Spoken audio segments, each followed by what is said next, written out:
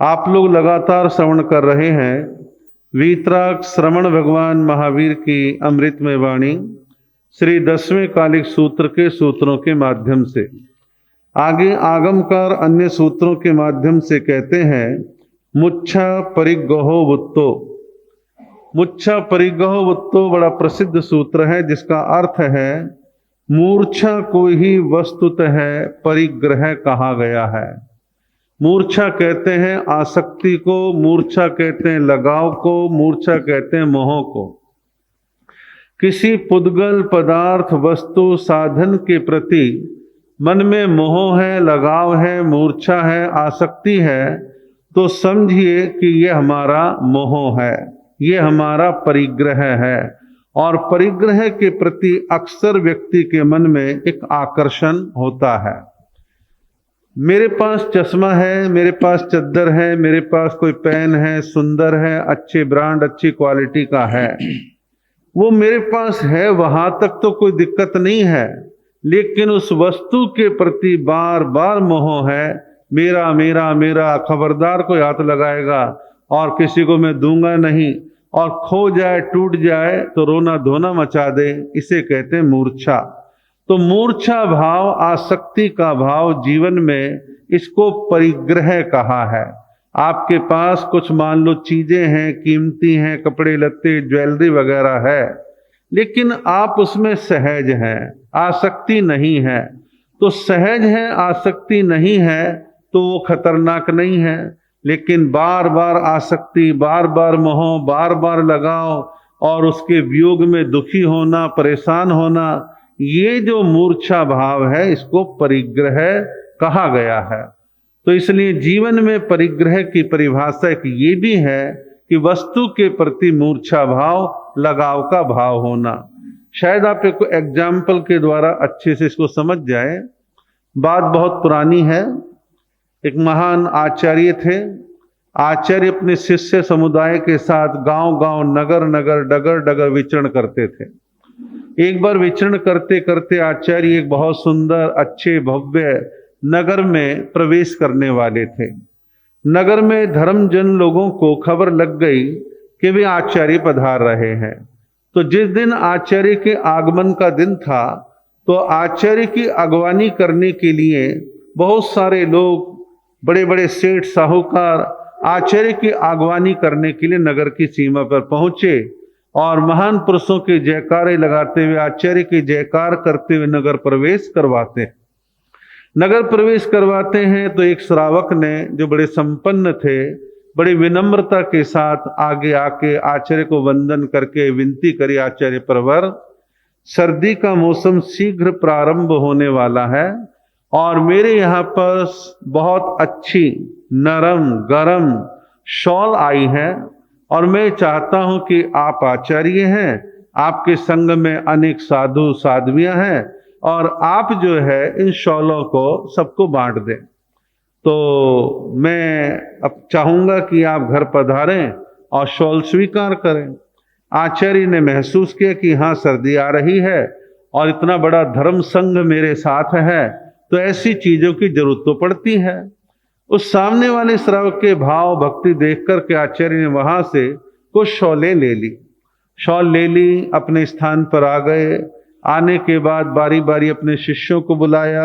शिष्यों को बुलाकर के गरम शॉल एक एक सबके बीच बांट दी और बांट के आचार्य ने कहा, देखो सर्दी आ रही है, सब इसको अपने तन पे धारण करना और सर्दी से बचने का प्रयास करना। सब साधु अपने अपनी शॉल लेकर के चले गए। जैसे जैसे ठंड बढ़ने लगी, सबने अपनी अपनी शॉल निकाल करके काम में लेनी प्रारंभ कर दी। किंतु आचार्य देखते हैं कि सारे संत शॉल ओढ़ते, एक शिष्य ऐसा है शॉल इसको भी दी थी, ये तो ओढ़ता ही नहीं, पुरानी चदरें लपेट के घूमता रहता है, शॉल कहाँ गई? तो आचार्य ने जब वॉच किया, देखा भाला, तो क्या देखते हैं, वो शिष्य मलमल के एक सफेद कपड़े के अंदर रोजाना शॉल को निकालता है, देखता है, फिर बांध के पैक करके रख देता है और थोड़ा जंगल दिशा को जाता है तो फिर आकर के देखता है, फिर रख देता है। आचार्य मनी मन सोचने लगे, वाह कमाल है, ये साधु शॉल को देखता भी है, शॉल को पैक भी करता है, ओढ़ता भी नहीं है। तो आचार्य विचार करने लगे कि ये जो संत है, जो शॉल को काम में नहीं ले रहा, मुझे अच्छे से पता है कि इसका परिवार संपन्न परिवार है। इसने घर बार रुपया धन दौलत सब कुछ छोड़ दिया, माता पिता मोह ममता सब छोड़ के आ गया, लेकिन इस शॉल के प्रति इसका मोह आसक्ति लगाव मूर्छा भाव ये इसका बना हुआ है। आचार्य सोचने लगे मैं गुरु हूं, मेरा फर्ज है कि इसकी इस मोह ममता पर चोट मारूं, इसके मूर्छा भाव को तोड़ूं। तो आचार्य मौके की तलाश में थे। एक दिन वो शिष्य पंचमी के लिए शौच के लिए बाहर दिशा में गया हुआ था और समय काफी था। आचार्य अपने पाटे से उठे, उसके सामान के पास गए, मलमल के कपड़े लिपटे हुए शॉल को निकाला, अपने पाटे पर लाए, उसको एक ढंग से फाड़ा जो रुमाल का साइज बनते हैं, ऐसे बहुत सारे टुकड़े रुमाल के साइज के बना दिए। बनाने के बाकी संतों बोला इधर आओ इधर आओ, तुम्हारे को एक गर्म टुकड़ा देता हूं, ये रुमाल के रूप में है, काम में लेना। और सबको बांट दिया। अब बांट दिया, एक आधा पीस अपने पास रख लिया। वो शिष्य शौच की क्रिया से निवृत्त होके आया और आने के बाद रोजाना की भांति अपनी शॉल देखी, आज शॉल गायब मिली। शॉल को गायब देख करके वो बड़ा बेचैन सा हुआ। तो अपने अन्य गुरु भाइयों के पास संतों के पास गया और कहने लगा किसी ने मेरी शॉल देखी है, मैंने कपड़े में लपेट रखी थी, शॉल देखी है, शॉल देखी है। तो बाकी संत बोले हमने तो कोई शॉल नहीं देखी, ना हम किसी का सामान छेड़ते। वो वहां पे बड़बड़ाने लगा, पता नहीं ये साधुओं का संग है, चोरों का संग है क्या नहीं है, बड़बड़ाने लगा। और ऐसे ही बड़बड़ाते हुए आचार्य के पास आ गए। बोले आचार्य प्रवर, पता नहीं ये साधुओं का संग है, चोरों का संग है, मेरी शॉल किसने चुरा ली, ये है वो है। बहुत भड़कने लगा। जब बहुत भड़कने लगा, गुस्सा खूब निकाल लिया, थोड़ा ठंडा हो गया, तब आचार्य ने कहा तेरी शॉल मैंने उठाई थी। बोले कमाल करते हो, मेरे से पूछ के ले लेते, मैं कौन सा मना करता। बोले बात तो तेरी सही है कि तू मना तो नहीं करता, लेकिन मैं काफी दिनों से नोट कर रहा हूं, सर्दी भी बढ़ गई है, शॉल शरीर पर धारण करने के लिए दी थी, तो पोटला बांध करके उसको रोजाना उसके दर्शन कर लेता है, फिर बांध देता है, तो इससे साफ सिद्ध होता है कि तेरे को शॉल से मोह हो गया। कभी खास मौके पर पहनूंगा, बड़ी सुंदर है, बड़ी नरम है, अच्छी है, और तू इसको काम में नहीं लेता। और मुझे पता है कि तेरे घर में सब प्रकार की संपन्नता थी, धन दौलत सब चीजें तेरे घर में थी, किंतु तू यहाँ आकर शॉल के मोह में अटक गया। सारा मोह छोड़ के आ गया, माँ बाप भाई बहन सबका छोड़ के आया, लेकिन शॉल के प्रति तेरा मोह पैदा हो गया, मूर्छा भाव पैदा हो गया। उसे तोड़ने के लिए मैंने फाड़ फाड़ के रुमाल बना दिए, सबके बीच बांट दिए, एक टुकड़ा बचा, लेना है क्या। अब थोड़ा सा फिर भी गर्म सा हुआ, थोड़ी देर शांत हो गया। और जब शांत हो गए तो शांत कहने लगा गुरुदेव मेरी गलती को आपने सुधार दिया कि हाँ वास्तव में मेरे मन में शॉल के प्रति मूर्छा भाव, आसक्ति का भाव, मोह का भाव आ गया था।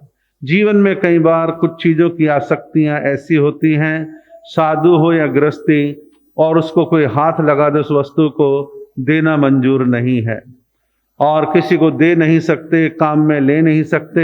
एक दिन वो चीज खराब हो जाएगी, फेंक देंगे, बहुत कुछ कर देंगे, लेकिन दूसरे को नहीं देना। इस प्रकार की मनोवृत्ति बहुत लोगों की होती है। तो मोह आसक्ति जो है दुख का कारण है। तो कहा कि मूर्छा भाव को ही वस्तुतः परिग्रह कहा गया है। परिग्रह की बहुत तरह की परिभाषाएं हैं और सब अपने अपने तरीके से इसको व्याख्यायित करते हैं। कुछ लोग अपने जीवन में मान के चलते हैं मैं कम से कम साधनों का उपयोग करूं, कम से कम वस्त्र रखूं, कम से कम वस्तुएं ग्रहण करूं, ये ठीक है, होना चाहिए। लेकिन मान लो साधन तो थोड़े ही हैं और मोह पाल लिया तो गलत हो जाएगा। इसलिए आसक्ति ना हो, परिग्रह वही है जहां आसक्ति है। और इस परिभाषा को भी हम अपने मानस में बसा के चलें। अगले सूत्र में कहा है अभी अपनों भी देहम्मी नायरंती ममायम, अकिंचन मुनि और तो क्या अपने देह पर भी ममत्व नहीं रखते। अकिंचन किसको कहते हैं? अकिंचन कहते हैं कि किंचित मात्र भी मेरा अपना नहीं है। एक आत्मा को छोड़ करके किंचित मात्र भी मेरा नहीं है। क्या क्या नहीं है? आसपास के जितने साधन, कपड़े लत्ते, गहने फहने, साधु तो क्या गहने क्या रखेगा, गृहस्थी रखते हैं, इनके प्रति भी आसक्ति ना हो। यहां तक कि अपनी देह के प्रति भी आसक्ति ना हो। किसी को अपनी देह के प्रति आसक्ति हो तो क्या वो संथारा ले सकता है? मतलब ही पैदा नहीं होता, लेने की सोच भी नहीं सकता। वो तो कहेगा लड़कों से, बच्चों से, शिष्यों से, अरे बचा लो, कोई हॉस्पिटल नहीं है क्या, कोई डॉक्टर नहीं है क्या, मुझे अमर कर दो, मैं 100-200 साल जी जाऊं, लेकिन जाना तो है।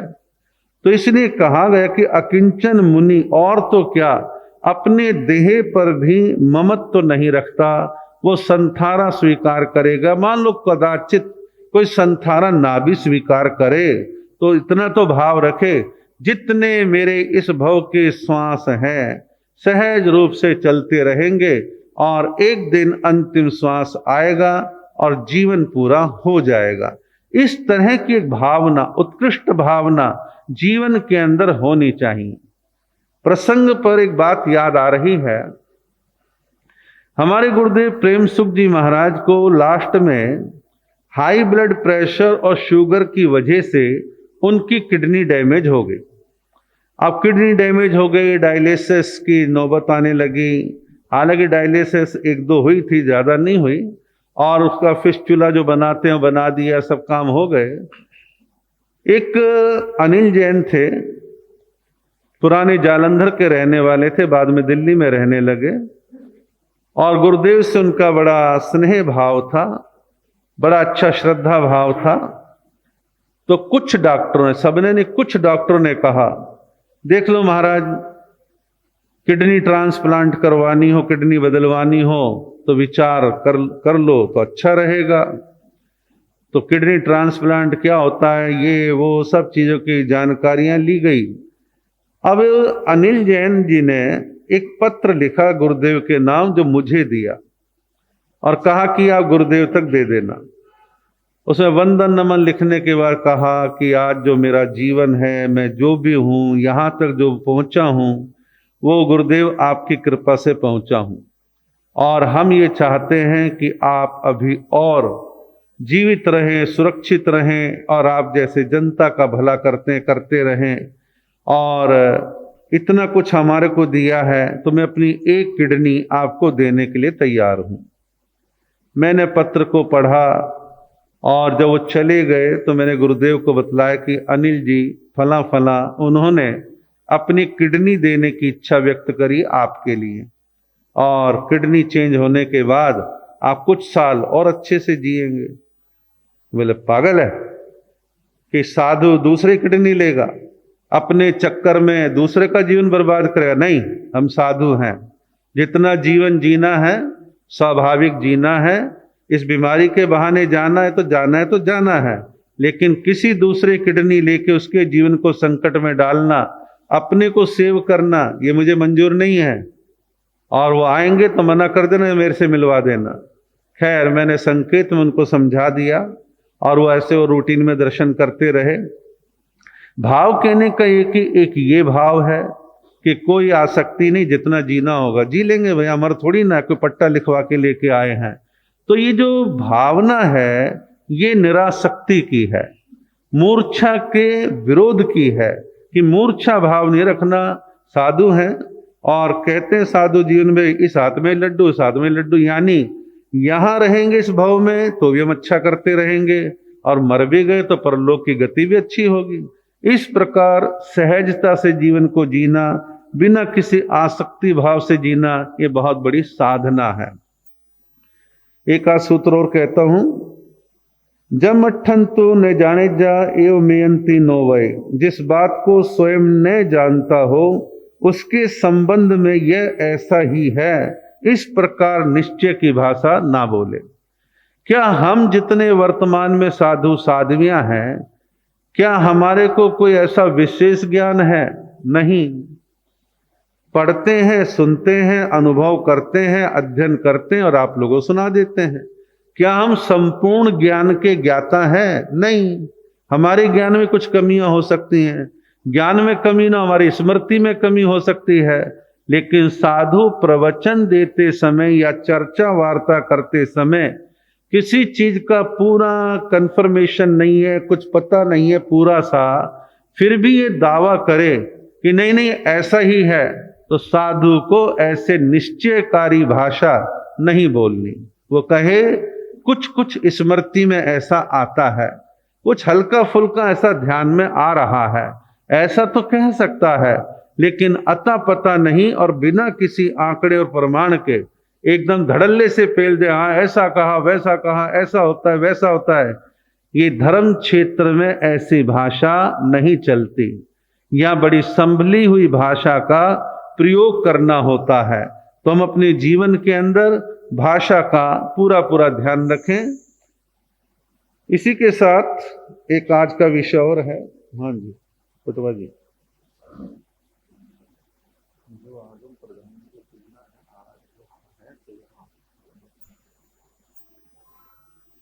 आज एक प्रसंग और है। हमारे श्री वर्धमान स्थानकवासी जैन श्रमण संघ के वर्तमान में युवाचार्य श्री महेंद्र ऋषि जी महाराज का आज 58वां जन्मदिन है। वो हमारे श्रमण संघ के युवाचार्य हैं और भावी आचार्य हैं। उनके बारे में संक्षेप में आपको थोड़ा सा परिचय देना चाहूँगा। महाराष्ट्र जो साधु संतों त्यागियों ऋषि मुनियों की भूमि वो भी रहा है, वीर योद्धाओं की भूमि रहा है, और महाराष्ट्र का प्रसिद्ध जिला पूना। और पूना से जब नासिक की तरफ जाते हैं तो वहाँ एक छोटा सा कस्बा आता है चाकण। चाकण में हमारे संघ के युवाचार्य श्री महेंद्र ऋषि जी महाराज, इनका 5 अक्टूबर 1967 को 5 अक्टूबर 1967 को इनका जन्म हुआ। और ये भटेवरा ओसवालों में गोत्र है भटेवरा परिवार में इनका जन्म हुआ। बचपन का नाम था मंजू। और मंजू जो है छोटा सा बालक, जिसकी माता लीला भटेवरा और पिता स्वार्थी लाल जी भटेवरा। नाम स्वार्थी लाल, लेकिन स्वार्थ से ऊपर उठ करके अपने पुत्र को संयम के मार्ग पर चलने की उन्होंने पावन प्रेरणा प्रदान करी। और इस परिवार में, भटेवरा परिवार के अंदर 4 भाई, यानी हमारे युवाचार्य जी को छोड़ दें उसके अतिरिक्त 4 भाई और 1 बहन, ऐसा ये परिवार उस कस्बे में रह रहे हैं। जैन स्थानक उस गांव में कस्बे में था, और उस हाईवे के ऊपर लगातार साधु साधुओं का आवागमन बना रहता था। घर में आराम से एक ही तो देना होगा ना, ठीक। छोटे से उस कस्बे के अंदर निरंतर साधु साध्वियों का, एक से त्यागी वैरागी संतों का, साधुओं का आवागमन निरंतर चलता रहता था। घर में माता पिता के द्वारा सामाजिक संवर्ग का करना, साधु संतों के दर्शन प्रवचनों के लिए जाना, घर और स्थानक की कोई विशेष दूरी का ना होना, सभी बच्चों में धार्मिक संस्कार बढ़ने लगे। घर में छोटे थे मंजूनाथ अर्थात हमारे युवाचार्य, इनके प्रति एक विशेष लगाव परिवार में था। और धर्म स्थान में बचपन बीतता है, साधु संतों के सानिध्य बचपन बीतता है, और वो धीरे धीरे बड़े होने लगे। बचपन में कुछ पूर्व जन्मों के संस्कारों ने जोर मारा, और घर में एक ऐसा वातावरण प्रेरणा का बन गया कि मंजू अर्थात छोटे वाले बेटे को दीक्षा लेनी है। अब दीक्षा का वातावरण बनने लगा, मन में भाव बनने लगे, पूर्व जन्मों के संस्कार जोर मारने लगे। आचार्य आनंद ऋषि जी महाराज का उस कस्बे में 2-3 बार आवागमन रहा, और एक आकर्षण बन गया और दीक्षा लेने के भाव बन गए। परिणाम ये निकला, 15 वर्ष की उम्र में 3 फरवरी 1982 को नेहरू स्टेडियम पूना के अंदर विशाल जनमेदिनी के बीच विशाल उत्सव का आयोजन हुआ और आचार्य श्री आनंद ऋषि जी महाराज के चरणों में अपने आप के जीवन को महेंद्र ऋषि जी ने समर्पित कर दिया। दीक्षा के बाद इनका नामकरण महेंद्र ऋषि के नाम से हुआ और अभी हमारे युवाचार्य श्री जी को वर्तमान में 42 साल की दीक्षा पर्याय हो गई है और 42 साल की दीक्षा पर्याय में निरंतर अपना आध्यात्मिक विकास किया है, धार्मिक विकास किया है। अपने गुरु आचार्य आनंद ऋषि जी महाराज के चरणों में रह करके लगातार अपने जीवन का विकास करते रहे। 82 में दीक्षा ली और 92 में यानी 10 साल के बाद आचार्य आनंद ऋषि जी महाराज का देवलोक गमन हुआ था, यानी अपने गुरु का सानिध्य 10 साल लगातार प्राप्त हुआ। और बाद में वर्तमान में जो आचार्य आनंद ऋषि जी महाराज के बड़े शिष्य हैं, जिनकी उम्र अब 90 साल के आसपास की है, पूज्य प्रवर्तक श्री कुंदन ऋषि जी महाराज। कुंदन ऋषि जी महाराज, प्रवीण ऋषि जी महाराज, आदर्श ऋषि जी महाराज जो इनके गुरु भाई हैं, इन सब के संयुक्त सानिध्य में रहते हुए अपने ज्ञान, ध्यान, अध्ययन, स्वाध्याय, चिंतन ये सब चलता रहा। और हमारे युवाचार्य जी ने जैन सिद्धांत आचार्य तक की पढ़ाई अहमदनगर पाथर्डी परीक्षा बोर्ड से परीक्षा दी। ये कोर्स एक ऐसा कोर्स है, इसको जो साधु साध्वी मेहनत करके दे परीक्षाएं पास कर ले आचार्य तक की, तो वो ज्ञान गंभीर हो जाता है, बहुत सारी उसको शिक्षा प्राप्त होती है और बहुत तरह की नॉलेज बढ़ जाती है। भाषाओं में हिंदी, इंग्लिश, प्राकृत, संस्कृत, मराठी आदि कई भाषाओं पर युवाचार्य श्री का अधिकार है। आगमों का, शास्त्रों का गहन अध्ययन किया, भाष्य, चूर्णी, टीकाएं आदि पढ़ी हैं। और पुस्तकों में एक बड़ी प्रसिद्ध पुस्तक है ऋषि संप्रदाय का इतिहास। तो ऋषि परंपरा का इतिहास ये युवाचार्य जी ने लेखन का काम, सुंदर काम, ऐतिहासिक काम किया। और युवाचार्य श्री जी नैतिक संस्कारों के जागरण पर विशेष जोर देते हैं और वो कहते हैं कि भौतिक शिक्षा केवल जीवन भौतिक शिक्षा है और अध्यात्म नहीं है, नैतिक शिक्षा, धार्मिक शिक्षा नहीं है तो जीवन में अधूरापन है।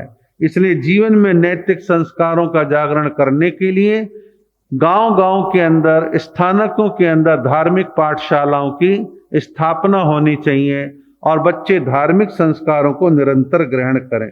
और जीवन के अंदर कुछ उन्होंने ऐसे सूत्र बना रहे जिन पर अक्सर समाज के बीच खासतौर पर युवाओं के लिए प्रेरणा देते हैं कि आप अपने जीवन दर्शन को सीधा, साफ और स्पष्ट बनाओ, उसमें किसी प्रकार की मिलावट करने की जरूरत नहीं, बड़ा सरल जीवन जीने का प्रयास करो। चारित्र के ऊपर युवाचार्य से विशेष जोर देते हैं, आपका चारित्र साफ और निर्मल होना चाहिए। सार्वजनिक जीवन के अंदर नैतिक आचरण को अपनाने की प्रेरणा सतत वो लोगों को, बच्चों को, युवाओं को और सभी धार्मिक लोगों के लिए प्रेरणा रहती है। नैतिकता का आचरण करो, शील सदाचार का अपने जीवन में पालन करो और जीवन में पुरुषार्थ और कर्मठता को अपने जीवन में लेकर के चलो और अपनी महत्वाकांक्षाओं को सीमा में बांध के रखो। महत्वाकांक्षा सब में होती है, लेकिन जब वो बहुत ज्यादा मात्रा में होती है तो पीड़ा परेशानी का कारण बनती है, विघटन का कारण बनती है, सामाजिक क्षेत्र को विकृत बना देती है। तो महत्वाकांक्षाओं को, प्रसिद्धि की चाहत को अपनी सीमा में बांध करके रखें और अपने जीवन में प्रत्येक प्राणी के प्रति मैत्री भावना हो, प्रमोद भावना यानी प्रसन्नता का भाव सबके प्रति हो और समय, टाइम टेबल, समय का प्रबंधन ये जीवन में हो। जितना व्यक्ति अधिकारों की कोशिश करता है तो उतनी ही कर्तव्यों की कोशिश भी करे। अधिकार और कर्तव्यों का आपस में समन्वय बना रहता है, तो अधिकार जब हम चाहते हैं तो कर्तव्य की चाहत भी हमारी उतनी ही हो। और जीवन में संगठन आवश्यक है, संगठित रहने का प्रयास करें और समय अनुसार अपनी जीवन शैली को जीने का प्रयत्न करें। बहुत सारी सुंदर प्रेरणा देते हैं और 2015 में श्रद्धेय आचार्य श्री शिव मुनि जी महाराज के पावन सानिध्य में इंदौर में श्रमण संघ का वृहद साधु साध्वी सम्मेलन हुआ और अनेक प्रकार की धार्मिक विषयों पर चर्चाएं होने के साथ साथ आचार्य श्री जी ने श्रवण संघ के भावी युवाचार्य का चयन करते हुए महेंद्र ऋषि जी महाराज के नाम की उद्घोषणा करी और श्री संघ ने उनको अपने युवाचार्य के रूप में स्वीकार करा। और पिछले 9 सालों से युवाचार्य बनने के बाद मध्य प्रदेश, महाराष्ट्र, गुजरात, दक्षिण भारत आदि क्षेत्रों में अपने लगातार विचरण करके धर्म प्रभावना करने का काम लगातार वो कर रहे हैं। और एक शुभ संकेत है कि अभी वीरनगर दिल्ली जैन कॉलोनी के लोग और लुधियाना श्री संघ के लोग युवाचार्य श्री जी के पास चेन्नई मद्रास गए थे और वहां जाकर के विनंती की थी कि आप उत्तर भारत पधारें। तो युवाचार्य श्री जी ने सूखे समाधे साधु भाषा में दर क्षेत्र काल भाव की अगारों को रखते हुए उन्होंने आश्वासन दिया है कि मैं 2024 का चेन्नई चातुर्मास संपन्न करने के बाद बंबई के आउटर पर एक जगह है पनवेल, जहां हमारा जैन समाज अच्छी संख्या में है, बहुत बड़ा भव्य स्थानक है वहां पर। तो वहां पर जो है पनवेल में युवाचार्य जी का 2025 का चातुर्मास होने की पूर्ण संभावना है। आचार्य श्री जी सूरत में विराजमान हैं, उनसे मिलेंगे, दर्शन करेंगे, चर्चा वार्ता होगी और उसके बाद राजस्थान होते हुए दिल्ली हरियाणा की तरफ आगमन उनका होगा और वीरनगर जैन कॉलोनी वालों को 2026 के चातुर्मास का एक सूखे समाधि आश्वासन मिला है साधु भाषा में। और बाकी तो जैसी जैसी क्षेत्र फरसना होगी वैसा होगा, लेकिन मैं ऐसा मानता हूं कि उत्तर भारत में आने का मतलब है 5 से 6 साल उत्तर भारत में लगाना। आचार्य आनंद ऋषि जी महाराज आए थे तो 6 चौमास यानी 6 साल लगा करके उत्तर भारत को फरसा था और इन्हें भी इसी प्रकार 5 से 6 साल उत्तर भारत में विचरण का कार्यक्रम बनाना चाहिए और बना करके उत्तर भारत में श्रमण संघ, जिन शासन, स्थानकवासी परंपरा की मजबूती के लिए, धर्म प्रभावना के लिए कार्य करना चाहिए। आज जन्मदिन के पावन अवसर पर हम और आप सभी बहुत बहुत मंगल कामना करते हैं कि युवाचार्य श्री जी उनको उत्तम स्वास्थ्य मिले, दीर्घ आयु हो और उनकी यश पताका फैले, जिससे जिन शासन की प्रभावना होती रहे, ऐसी हम और आप सभी उनके प्रति मंगल कामना करते हैं।